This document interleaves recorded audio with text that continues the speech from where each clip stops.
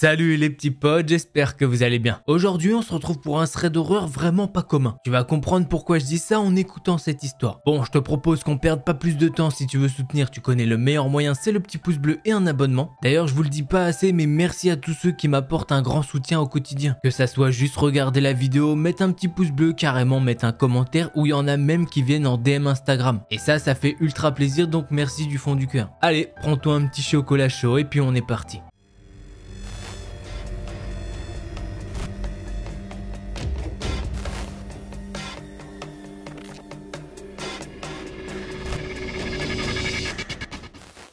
L'histoire que je vais vous raconter aujourd'hui, c'est celle de Nathan. Bon, il sait que son histoire, elle est pas très jolie à raconter. Mais bon, c'est comme ça, c'est son histoire. Il y a 15 ans, il a pris l'une des pires décisions de sa vie. Il a commencé à dealer pour un gang de motards assez connu. Alors non, il en est pas membre à part entière, mais il a un lien avec un des membres qui s'appelle Josh. Vous savez, Nathan au début, il était comme tout le monde. Il marchait dans le droit chemin. Il avait même plusieurs petits boulots pour aller à l'université. Malheureusement, un jour, il y a un drame qui a frappé sa famille. Ses parents, ils étaient en vacances à l'étranger et ils ont été assassinés. Ce qui fait que l'assurance vie, elle a même pas fonctionné. Et en plus de ça, il a dû payer une fortune pour refaire venir les corps dans son pays. En plus de ça, après, il y a tout ce qui est pour l'enterrement. Et vous le savez, ces choses-là, ça coûte cher. Et en plus de ça, bien évidemment, Nathan, il est pas très bien psychologiquement. Clairement, il vit l'enfer. Maintenant, il nous dit que ça excuse pas ce qu'il a fait. Mais bon, il veut nous mettre un petit peu de contexte, comme ça on peut comprendre pourquoi il est tombé là-dedans. Et c'est donc là qu'il a rencontré ce fameux Josh. Au début, Nathan a demandé à Josh d'organiser une réunion avec un membre du gang,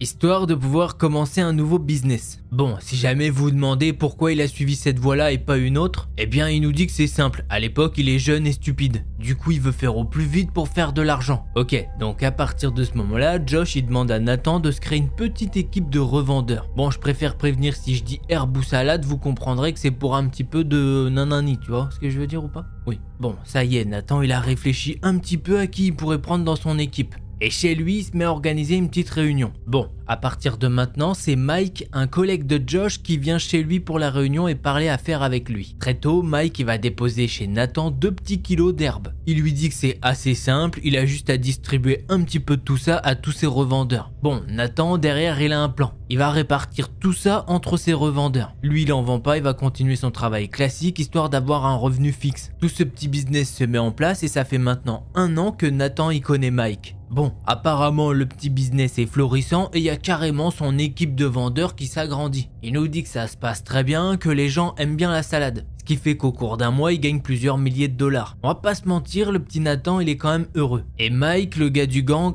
lui aussi, il est heureux. Il n'y a jamais eu de problème jusque-là et il a jamais eu à intervenir. Cependant, c'est bien ici que l'histoire va prendre un tournant. Et c'est là que Nathan, il va comprendre qu'on doit jamais faire confiance à un membre d'un gang. Surtout si on n'est pas dans le gang soi-même. Bon, comme je vous l'ai dit, son business, il est assez florissant. Et à un moment, il vient d'embaucher une de ses amies comme revendeuse. Elle a besoin d'argent, elle est mère célibataire et elle veut revendre de l'herbe à ses amis qui en ont toujours besoin. Et cette fille a fini par vendre beaucoup d'herbe rapidement. Elle est tellement forte qu'elle les vend 2 à 3 fois plus vite que les autres. Sauf qu'à un moment, Nathan, il doit partir en vacances. C'est quand même épuisant comme métier. Et étant donné que cette fille, elle vend beaucoup de salades, il veut être sûr qu'elle ait assez de stock pendant ses vacances à lui. Du coup, il va lui donner de belles salades pour qu'elle puisse s'occuper. Apparemment, les vacances de Nathan se passent vraiment bien. Une fois qu'il revient au bercail, il va voir ses petits vendeurs pour prendre les paiements. Et il y a tout le monde qui lui donne nickel. Sauf son amie qui, vous savez, vend très bien. Là, elle va s'excuser et encore s'excuser. Elle est venue le voir pour lui informer que sa balance était déréglée et que par conséquent, elle a vendu énormément à perte. Sur le moment, Nathan, il sait pas quoi faire. Il est tellement bouleversé qu'il l'a quasiment viré de son équipe de revendeurs. Mais bon, ça fait quand même des années qu'il connaît cette fille. Mais bon, il peut pas récupérer ce qu'elle a fait comme connerie avec cette putain de balance. Sauf qu'à partir de maintenant, il y a un énorme problème. Cette fille, elle est venue le voir le soir où Nathan devait rencontrer Mike. Et du coup, Nathan, il a pris énormément de retard en lui parlant, en essayant de régler son problème avec la balance, histoire de pouvoir la recalibrer ou quoi. Ce qui fait que maintenant, Nathan est en retard pour rencontrer Mike. Il arrive sur place et il explique à Mike ce qui s'est passé. Il s'excuse clairement et il lui explique qu'il a réglé le problème et que tout ça c'est derrière eux. Sauf que Mike, il est assez furieux, on va dire. Tu sais, quand t'es en retard, moi aussi je suis en retard pour mon contact avec les substances. Et comme je suis en retard, lui aussi est en retard après. Ce qui fait qu'il ne voudra plus jamais faire de business avec moi. Il lui dit donc, ok, tu sais quoi, on va se donner rendez-vous chez Josh et tu vas me ramener le responsable de ton retard. retard. Et si jamais tu le ramènes pas, eh bien ce sera toi qui seras tenu pour responsable. Il lui explique que là, avec tous ces problèmes, eh bien il va perdre sûrement des sous. Et que là, il est en train de chiffrer ça à peu près 5000 $ par semaine. Il lui dit alors que maintenant, en plus de ramener le responsable du retard, eh bien il devra ramener 5000 $ par semaine. Nathan il comprend très bien que Mike il veut pas juste qu'il ramène cette personne et qu'ensuite il puisse jouer à Mario Kart. Non, il se doute bien de ses intentions. Et franchement Nathan ça le fait chier. Il a pas envie de mettre son ami qui est une mère célibataire dans la merde. Du coup, il s'est présenté tout seul au rendez-vous chez Josh. Une fois installé dans le canapé, il a attendu Mike. Et là, il l'a attendu pendant des heures. Il était seul dans le salon et il se demande bien ce qui va lui arriver. À un moment, il y a Mike qui rentre dans la pièce. Il salue Josh et d'autres potes qui sont un petit peu plus loin. Sauf que quand il passe, il ignore totalement Nathan. Il y a 5 minutes qui passent, 10 minutes, 15 minutes même. Ah, il y a enfin Mike qui s'approche de Nathan. Et là, c'est le trou noir pour Nathan. Il s'est réveillé par terre. D'après ce qu'on lui a dit, Mike l'a frappé à la tête et il a perdu connaissance. Et une fois qu'il était par terre, il a continué à le frapper pendant 2-3 minutes. Là, maintenant, la scène, elle est assez simple. Nathan, il s'est relevé et Mike est en train de pointer une arme à feu sur sa tête. C'est quoi ? Maintenant, je vais te facturer 260 000 $ que tu vas régler tous les ans. Je vais être généreux. Je te laisse 48 heures pour me faire le premier paiement de 5 000 $. En plus de ça, tu vas me rendre toute l'herbe que je t'ai donnée. Et bien sûr, l'argent que tu viens de me donner ne compte pas. C'est quoi ? Je vais même prendre ta voiture. Il nous dit que sa voiture, elle vaut quoi ? 10 000 $ à peu près. À ce moment-là, Nathan, il se rend compte que Mike, il va se servir de lui comme d'une vache à lait. Il veut juste lui soutirer de l'argent et de l'argent. Et ce, malgré leur relation d'1 an et demi de business sans aucun problème. Mike veut juste se servir de lui en lui pillant tout l'argent possible. Non sans mal, Nathan va rentrer chez lui et il va réfléchir à différentes options. En espèces, il a à peu près 17 000 $. Sur son compte, il y a 35 000 $.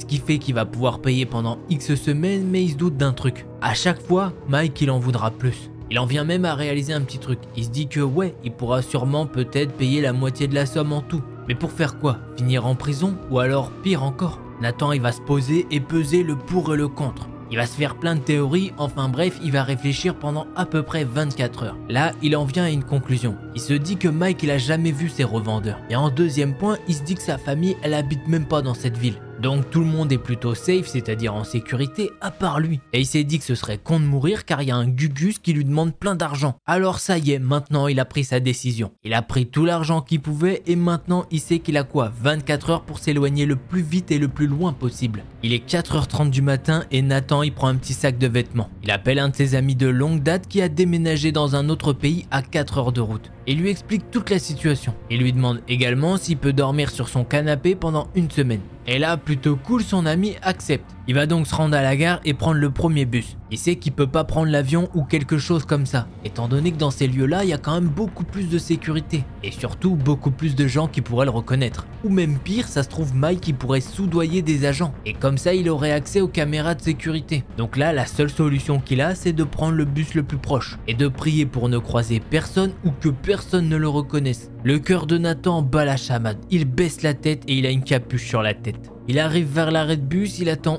1 heure avant d'aller acheter un billet. Il va monter dedans, mais juste avant de rentrer, il a enlevé la batterie de son téléphone et a noté tous les téléphones importants sur un calepin. À 8h15, il va s'arrêter assez proche de la ville là où il doit aller. Et de là, il va prendre un autre bus qui va le conduire dans un autre pays et accessoirement chez son ami. Il est maintenant 12h30 et ça y est, Nathan est maintenant dans un nouveau pays qu'il ne connaît pas. Son ami l'a rejoint et ils parlent maintenant tous les deux de la situation. Faut savoir que lui et Nathan ont un passé assez similaire. Bien que l'histoire est un petit peu ridicule pour son ami, il comprend quand même la situation. Quand il arrive chez lui, Nathan il va se couper directement les cheveux. Il change de nom et il se demande clairement où il pourrait aller après ça. Il va s'acheter un nouveau numéro de téléphone et il prend un numéro prépayé. Après ça, il va essayer de se détendre. Il est maintenant 18h.